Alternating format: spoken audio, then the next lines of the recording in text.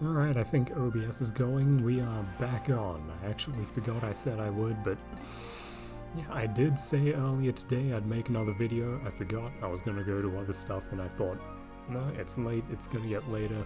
I'm not gonna let people down. I'm gonna make another video. And yeah, we're back at Pikmin. Pikmin is fun. I can't complain. Some of you seem to enjoy these. I enjoy playing it, so yeah, no plans, but let's just fire this up and, as always, I'm sure I'll just prompt myself and manage to speak this whole time, no problem. We are back in the spooky forest navel. I won't call this place less fun, but it is maybe as close as this game comes to being stressful.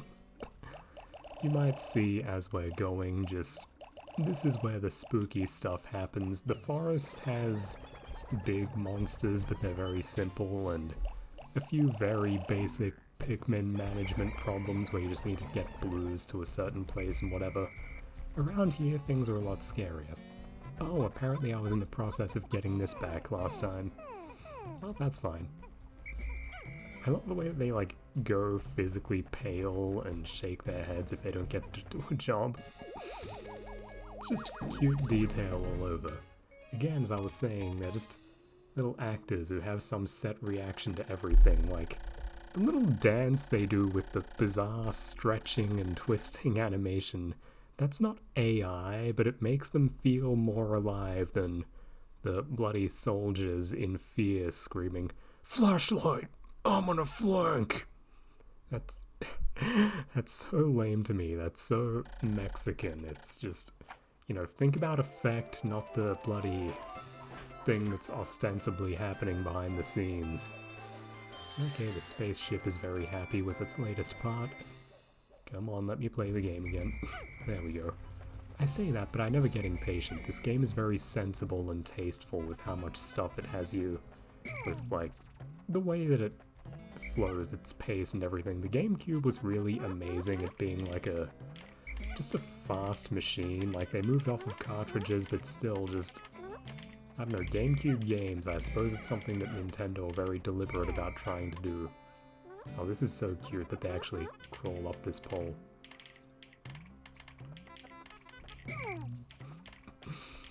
Yes, again, just what Pikmin makes me think is, like Halo, there's really nothing that actively tries to capture the appeal of this, a game that wants to be like Pikmin.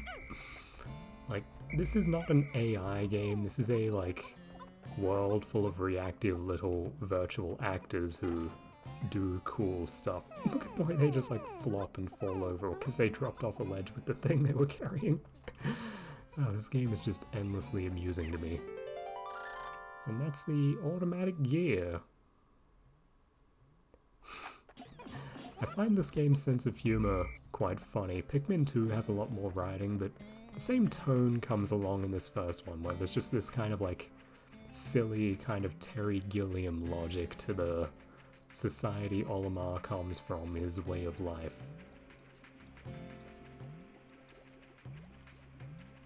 I think I'll try to get some bombs that are back here. I don't remember what I'll use them for, but I'll try to be careful and sensible about this. I built this bridge for something, I'm sure. There's a part over there that I've got to use blues for, guarded by big scary frogs. I assure you those things are actually dangerous. Okay, good news is, this game is consistent with tracking things that die. Over a few days, a population of animals will regenerate, but we were here like the day before in this playthrough, I think, so we killed a lot of the animals around here, which means that this area is now safe to just mess around in, pretty much. Okay, I have to remember that there's fire there. Oh god. To protect the ones with the bombs. Yeah, that's why the frog dude is dangerous. Oh no. Guys, please, come on. Get him. I think there's a way to throw them quicker, but I don't really know. Like, I remember in the Wii it was a lot easier to fast throw, but anyway, we just have to get Pikmin on this guy. We'll take him down eventually, but Yeah, we've taken some attrition here. This is not going well. Get the frog, guys. Come on, we can do it. I believe in you, team.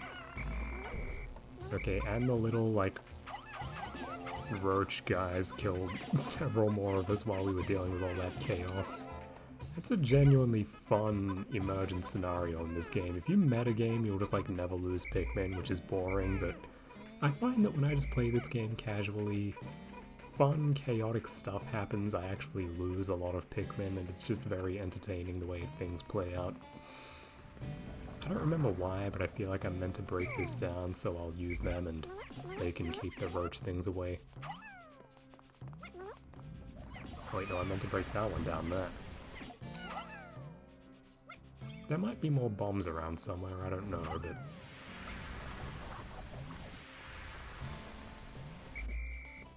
yeah, bomb Pikmin stay there, I'll go get the rest, and we'll use them to, I don't know... Gee, this is going badly.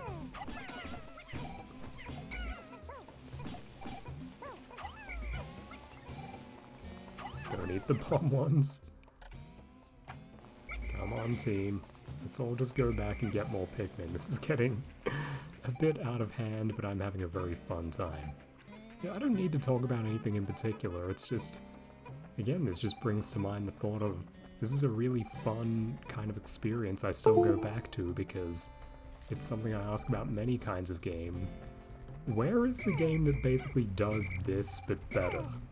That's a question that it's, I find myself asking that the most pointedly in, basically when I'm arguing with old people about Halo, like, oh, Halo's crap, they made a bajillion games like Halo and ruined everything, like... no, where is the game that's like Halo? It doesn't exist. Doom 2016 is... only like Halo if you're a goddamn idiot. Not at all alike. Halo has more in common with Pikmin than Doom, if you ask me. Yeah, just this... as I'm sure I said, this was the GameCube era, the Xbox and the PS2. It was probably the most meaningful jump in power that ever happened in games, or... basically, I suppose every jump was meaningful up to this point, and even the next one was pretty big, but... I guess the writing on the wall was that, like, nothing of interest was done with the next jump that would follow this one. Like, early on, the Japanese especially were making, like, GameCube-style games in the sense of, like, okay, what amazing stuff can we show off that wasn't possible before? The Japanese did that. The go-to example for me is, of course, Dead Rising, which I think is amazing. It's another one of my favorites. Gee, these things really mess me up when they hit me. I do not like these guys at all. Get them. And we lost another guy. But yeah, just... Dead Rising was again a game which thought in like terms of excess, not of fidelity. It's basically like a better looking renderware game. But Dead Rising was more just like, okay, we're going to render this like whole mall, or at least like sections of it at a time, and it will just be like running around with various intelligent entities all playing off of each other and doing cool things. It's going to look like this mall is alive, and that's really the point of Dead Rising. Shopping mall full of zombies. So like, no, Left 4 Dead is not similar. Left 4 Dead is like basically a game which is set to its own party mode by default. By which I mean it's just like kind of a frivolous session-based thing. If you haven't read or listened to me talk about Halo at length, I think it's very telling that Bungie referred to the multiplayer, which became kind of Halo's trademark, as party mode, and even with regard to like things you do with other players, they really wanted to kind of move beyond that conceptually and basically make like a campaign you play through with people that has lots of different crazy stuff going on, but that was basically too hard for the launch of Halo 2, so they had to settle for party mode. And yeah, what I mean by that is that Left 4 Dead is more of a party game than anything else. It's just kind of, okay, here's all the parts laid out, and you just kind of smash them against each other and have fun, but like, you know, it's very much the fun is what you bring with you with your idiot friends, and you all just run around yelling and being the silly meme guy with each other. I probably sound like the least fun person ever as I say that, but I really do think it's kind of a shame that, like, Valve are ostensibly these, like, future-minded tech party people, and, you know, just on that level, Left 4 Dead is not very interesting to me. It's basically just horde shooter, which is something that already existed in basically that's a big problem I have with Valve games, that you could say that they're basically making, like, mods as official games. They just take, like, a thing that nerds do and find inherently fun devoid of context, and they, you know, they give it some high effort context, but at the end of the day, this is still just like a frivolous thing that idiots just mess around in as, like, habits. Speaking of, like, idiotic video game habits, I was investigating the backstory. Okay, I should pay attention to this. I might get back to that anecdote. So I just want to say before this thing shows up, aren't they pretty the way they all stand? Like, the way the shading works and the simple effect of that big eyeball. Oh my god, no. Guys, get off its feet. Get his body. Oh, this is bad.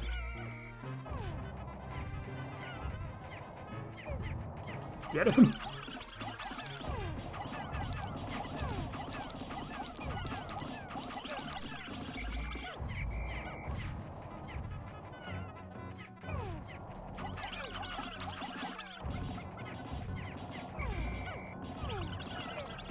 Gee, I'm not doing too great here, am I?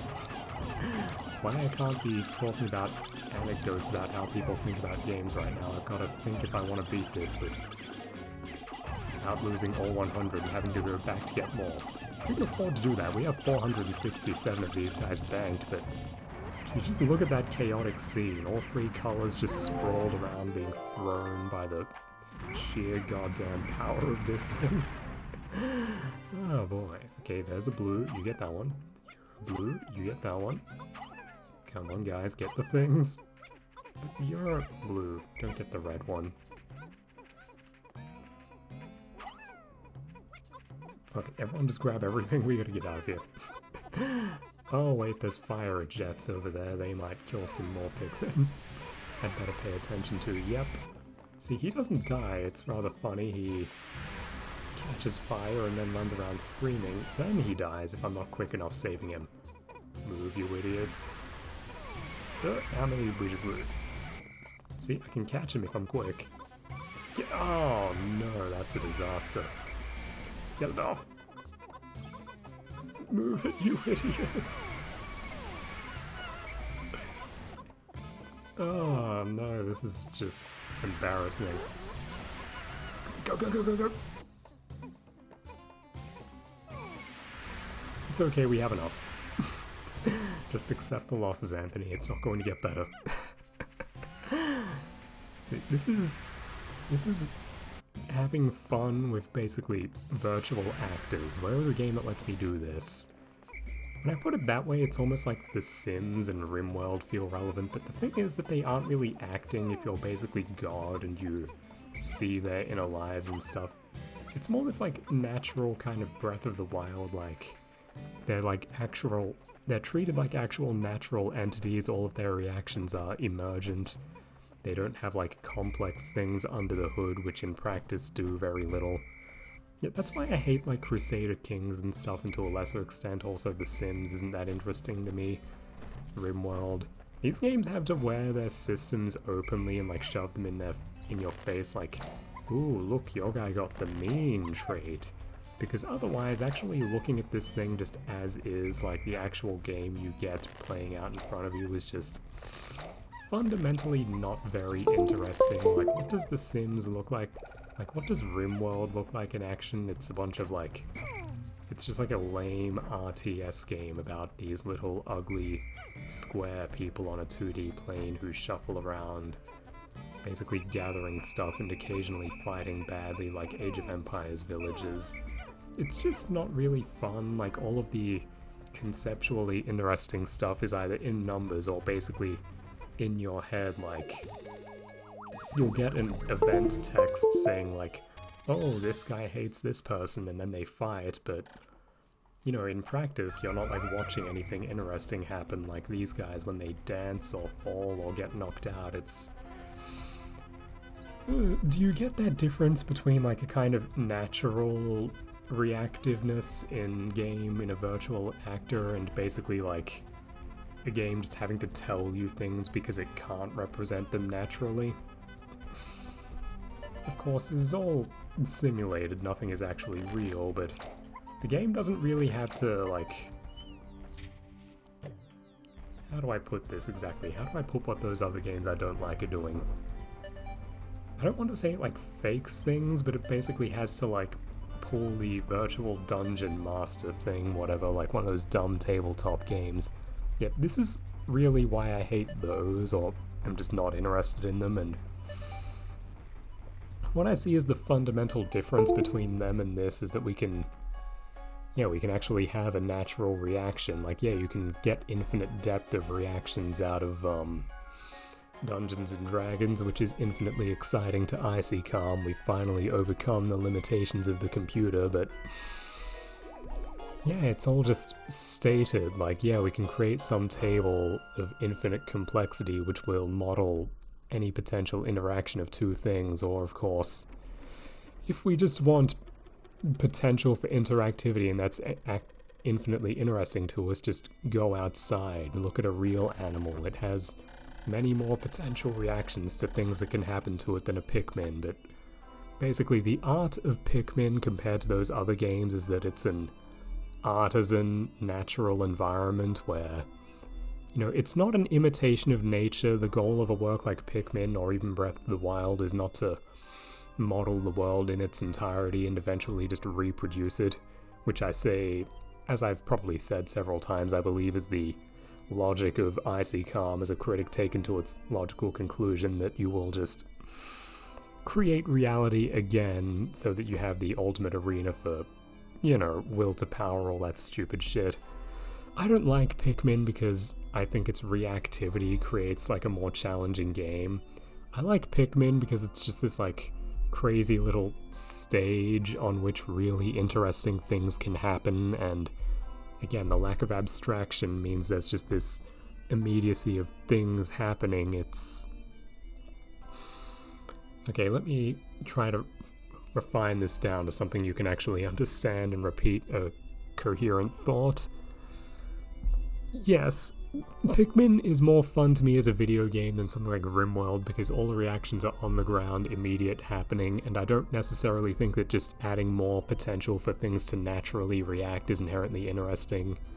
Like, a lot of games have physics and stuff which I don't find interesting. I generally prefer the Japanese bolted to the floor kind of movement and so on, but how I'll put this, yes, where Pikmin draws its lines on the way things react, I believe was not only as far as they could go, that was of course a limit, just practical considerations what they could do, but there's also this artisan element of, okay, how much do we want to happen? Like, to what extent will this be funny and interesting and about what we want it to be?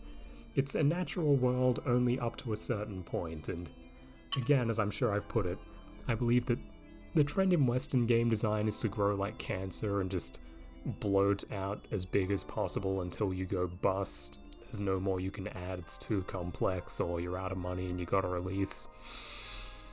While in the Japanese case and better Western games, Factorio comes to mind immediately, they grow up to the point of basically making their point and showing you everything they want to. They started with a goal in mind, and they get there, and that's that. Of course, it's not exactly analogous in the case of Factorio, that grew out of Minecraft mods and so on, and there's a whole history there which we won't go into now. If I were to stream a game, maybe Factorio could be interesting. There's a lot to talk about there. But anyway, I did actually want to talk about this screen as well, which is why I've stuck here.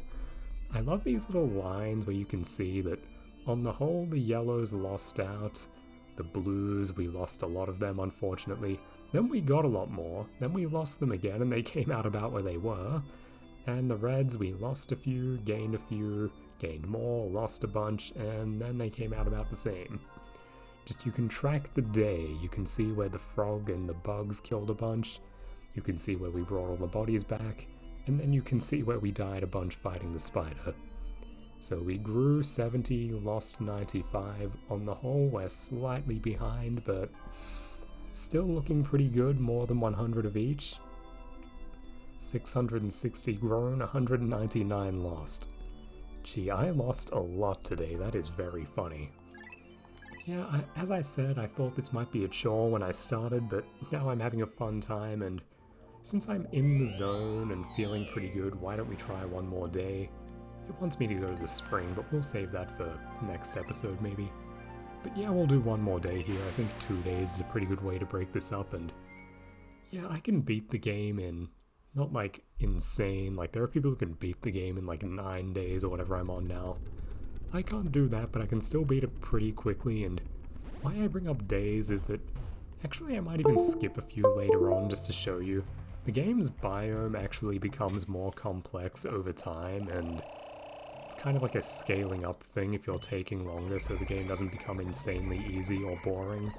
What happens is there are weird, unique creatures that either only show up on certain days or only show up after certain days.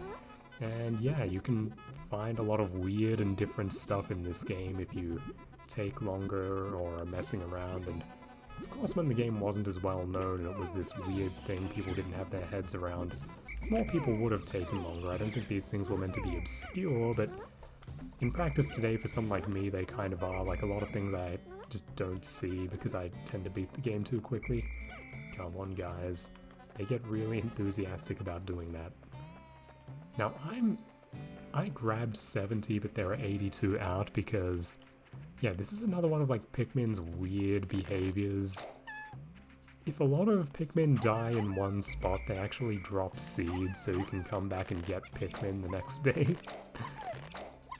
That's a very cool kind of Nintendo or just like old Japanese game detail. Like, this will never really come up as a practical consideration.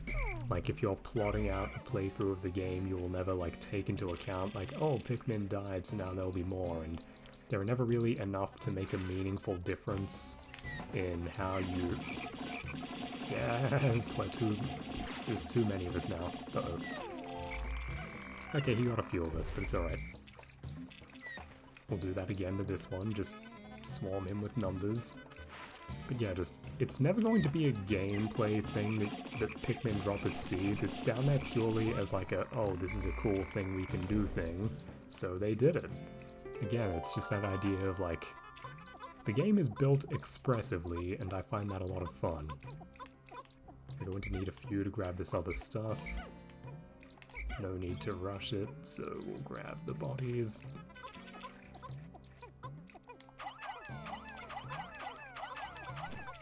And I'll just make sure they don't all get eaten on the way back by something. Now, I believe before the spider I was going to talk about a certain E-celebrity, but then, is that even really an interesting point to raise? I don't know. Let me go grab these red guys before I forget. I have something to do with the red guys next. Nothing too difficult to do today. I could rush and get all of the pieces that are left, but I just don't really feel like doing that. Another day in this area won't kill me. But yeah, we're one piece in already, and... one there, so I can get 2, 3, and 4, no problem. Yeah, this is a very easygoing game for me. We have 21 days left, and how are we doing on parts? We're doing pretty good, I think. Let's just grab reds, as I said. There are more things I could have brought out to bring up these, like, various elaborate drawn-out points, but I don't think I'm going to bother right now. I'm just going to play the game and see what thoughts come to mind again. There's no real harm in just taking it easy for a second, I don't think. If you get bored, just hit the right arrow. That's what I do on YouTube all the time. Most things just aren't that interesting, we know that. Yay! What'd we just find? Don't you love that it actually springs into place? Hit your left arrow and watch that again if you didn't see. It sprung in, it's the front faceplate of the spaceship. Like Luigi's Mansion, it's all very physical and dull, like you're actually constructing this ship piece by piece. Pretty much every piece can be seen appearing inside. Okay, that's half of the parts, 15 to go in 21 days, and yeah, the other ones are not a great fuss. I can very, very comfortably get 2 a day. I'm just going to break this down for something we have to get later. It's just one you need blues to get. I might even do it now, actually. Still, I'm not in a rush to do this place all in like 1 day, what's left of it. Just going to knock that down while these guys finish this, and then just grab them. I suppose they can do it too.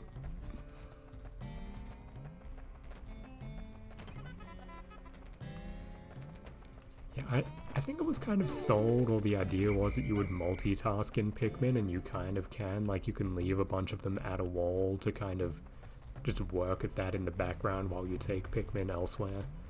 I understand why they would do that, like, just the idea of that, isn't it awesome that, like, this whole world, this whole stage is quite big, and it gives it this great sense of being alive, that, like, you can leave the Pikmin to something in one place, and if you go do something elsewhere, the game isn't faking it. You're like, your Pikmin is still there, and they're, like, doing the job or whatever.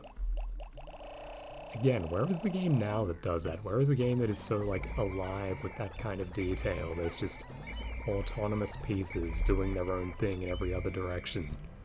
Of course, ostensibly, that's like every goddamn indie PC strategy game that some idiot like Seth, the meme man, makes a video about, you know, like, oh, well look, here's an entire giant world, and there's cannibalism and organ harvesting. Oh, that's so edgy and wacky and zany.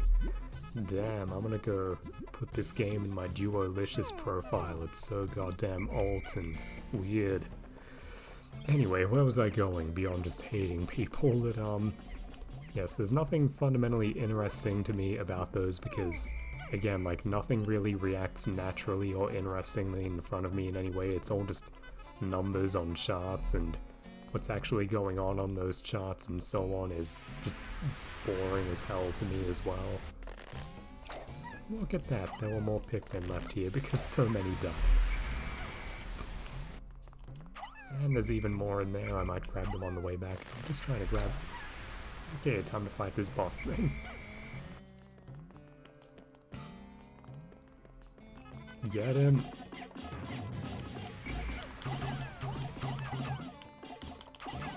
Get the back end!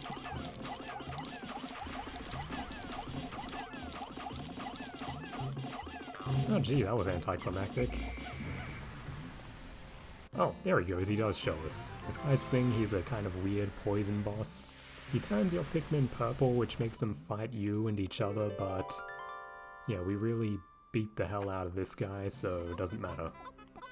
You may have seen there, I kind of skipped it, but Olimar says that he thinks this part of his ship looks cool. That's just more like weird Pikmin humor, but Olimar doesn't really, like, know much about his ship. He's quite serious, but he just says silly things about it. I find that funny. That's a very simple but effective piece of humor. It just feels very Nintendo.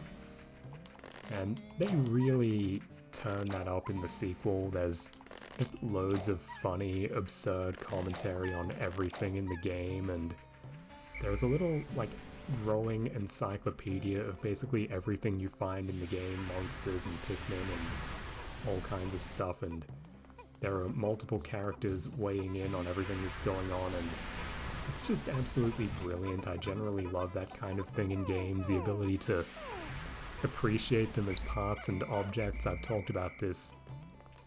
Gee, I almost should have put it in the bloody gun video, just Pikmin 2, how brilliant its viewer is. I was playing a bit more Tarkov recently. Yeah, that's my casino, whatever. And yeah, just enjoying all of the nice objects, and that game and Pikmin 2 might be like up there as two of my favorite, like, look at the nice object things in games. Oh, Smash Bros. Brawl as well. Have I talked before about how Brawl is my favorite Super Smash Bros. Just because of the amount of effort that went into things that weren't this, like, party game which got out of hand? For me, Super Smash Bros. Was at its peak in Brawl, where it was just this, like, giant living showcase of Nintendo memorabilia. And I was, like, learning about new games and stuff from that, just from, like, how cool and elaborate the trophy thing was and how much there was to look at. Like, I see a trophy for like Kyle Hyde and I think like, that's on the DS, that looks weird. I want to see what this weird like animated drawing man game is. Is Hotel Dusk actually that good? No, I think people like it just because the protagonist looks cool and his visual style looks cool, but no, as far as like Nintendo VN type things go, there's a lot better, but the fact it's on the DS and that they're trying hard is nice. I just put the blues back, I meant to use those. Oh well. There's one more we'll get now, but it might be a bit stressful for me if I try to get the last part in this area. It's a bit elaborate what you have to do to get to that one. And a good showcase of just how you can do different stuff with different kinds of Pikmin. But we'll just get one more for now. But anyway, yes, as I was saying, oh, it's actually because of Super Smash Bros. Brawl that I bought Pikmin. Again, I first got it on the Wii and it was like, Olimar was interesting to me because in a fighting game, his thing is that he throws other guys at you, and I thought that's fucking hilarious, so he became my favorite guy. And then, you know, I go into the trophy viewer and I learn about his game, like, okay, so Olimar is like in his own game, he's like 8 centimeters tall or something.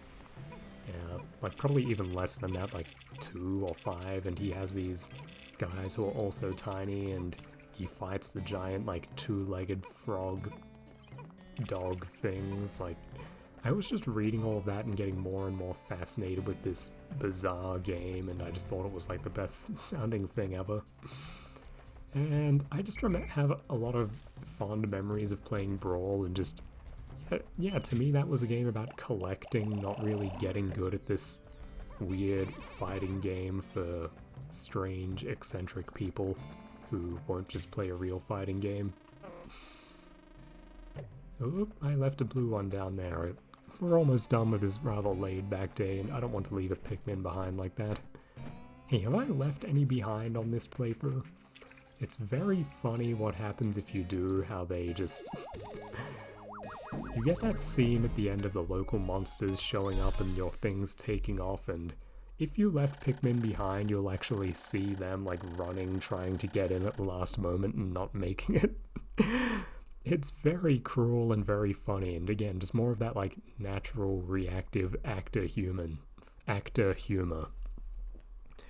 And like you actually see them get like eaten or crushed by the monsters. They don't just like get deleted or like it cuts away. It's very funny. Like if you leave like 20 Pikmin of like different colors behind, like those exact Pikmin, all the right numbers, you will see them running and like tripping over and failing to make it. It's really funny, and it's quite sad. If like you leave one Pikmin behind, you will see that one specific Pikmin down to like his color, if he was a flower or a leaf. Again, it's just that kind of natural reaction that makes things feel alive, and oh gee, look at this poor guy just chittering in the water, not sure what he's doing. Yeah, you come with, and I think we're all gonna make it. And I never could tell what that was meant to be in there. Oh my god, I think I just realized, that's like... I think that inside that bottle, that might be a monster who shows up in this area later. That's a very cool detail. I suspect they do that, because elsewhere in the game there are these weird monsters who, yeah, again, they're like day conditional, and it would make sense that there would be basically hints left in advance that they're going to come out later. That's just how this game's logic works. But yeah, that's been a pretty good day, and I'm not going to bother trying to get that last piece in this area. I might just open the next video with grabbing that, and yeah, then I'll go show you the next area, which is much brighter and prettier, so sorry if this area was kind of ugly or not to your liking, but the next one should be different. Oh yeah, and I can change the camera orientation if you didn't know, so we can see more of this area to just appreciate it. And you can actually zoom in quite close and see the Pikmin and Olimar and stuff as well down here. It's a very good looking game at every level, I think. They're just very sensible with the texture of the grass, the texture detail levels on things like Olimar. Very simple, just solid colors with like gradients on them. It's very good. And yeah, what did I mean to do? Just show you the layout of this area. I remember when I was a kid and I first played this, I didn't really know what was going on in a lot of places. They felt very big and confusing, but now, of course, I can just see the layout of every area quite simply in my head, that this one is just tiers that all go down from here, and it's fairly simple up and down, just nothing complex or scary here. The forest area, it's basically a big circle with two main entrances into your, like,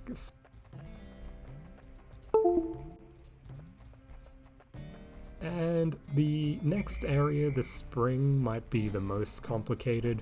The last area is basically a boss gauntlet, but yeah, there's one more kind of real area to go, and that one's probably the most interesting. It's kind of open and weird in its layout. It gets a bit abstract in a way that I like, but rather than talk about it, I'll just show you down the line. Yeah, the other ones might be taking forever, but this is a game I can actually show you pretty much all of. We'll get to the credits anyway. Yeah, we're on day 9, and it'll take me one more day to get the part here, and then, like, yeah, not many. I could finish this in like 2 or 3 more videos, and yeah, that's something to keep me going forward. It would be nice to say that we actually played through a whole game on this channel. Then maybe, who knows, I might just bash out the Halo videos for fun, and then, you know, work on a real one. Because I think I wrote somewhere I want to do like a video on the Halo TV show, just because I feel like that'd be relatively easy. I know what to talk over, just footage of the show, and you know, it's all basically down in writing already, what's wrong with the show, which, you know, none of those silly warehouse people who comment on these things have anything of note to say about it. Just an interesting subject to me. It's another kind of light video, which I could just kind of hammer out for the sake of having stuff done, and yeah, some people might find it interesting. I spend a lot of time on this just looking at junk culture for the sake of studying it, and yeah, I write bits now and then, but I've always got probably just way more in my head than out on the internet in one form or another, and it's just another way I could catch up. There's a lot of things I mean to do soon. We'll see if I actually get onto that. But yeah, again, I was feeling a bit tired and not quite up to making this one, but having started it, I ended up feeling pretty good about this. I was pretty eager to start the second day of this, and as always, some stuff to say came to mind, and I hope you enjoyed listening and seeing more of this very funny and entertaining game, and yeah, I hope it makes a bit more sense to some of you why I like this, and you think this game is cool, you get it. That's what I want. I want to share this. I want people to like this like I do. And I just want to see if we can tease novel thoughts out of it, and I think we've done an alright job of that, so yeah, 13 parts left. Will we be able to recover them in 21 more days? I think we will, Olimar. I feel pretty good. Some parts that aren't necessary, we'll just try and see how we go on day 30. Excellent.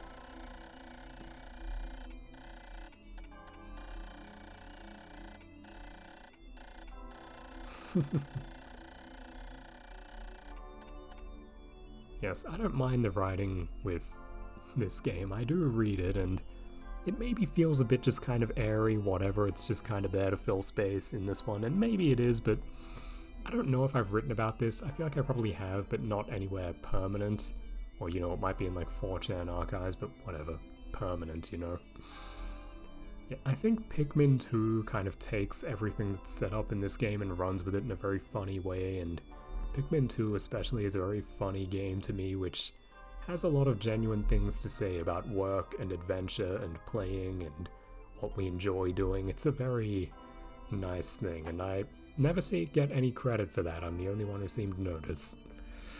And let's look at our bars today. I don't think we did anything with yellows. I might have grabbed one out the ground. Loads of reds, loads of blues. We only lost 7. Really good, we're up 39. Plenty of all of them, plenty of days left. We're doing very, very good.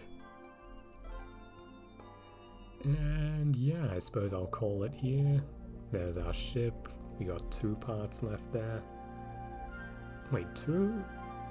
Ah, yeah, 2, that sounds right. Not too bad. So go get those 2, and then I'll show you the distant spring, which is, yeah, as you can see in that little preview image, there's a lot of different stuff going there. If you find the cave boring and gloomy to look at, don't worry, we're almost done. So I hope you enjoyed that. If you found anything stimulating or confusing, leave a comment. I can elaborate if you'd like, and yeah, I hope you liked this. I liked making it, and I'll probably do more soon.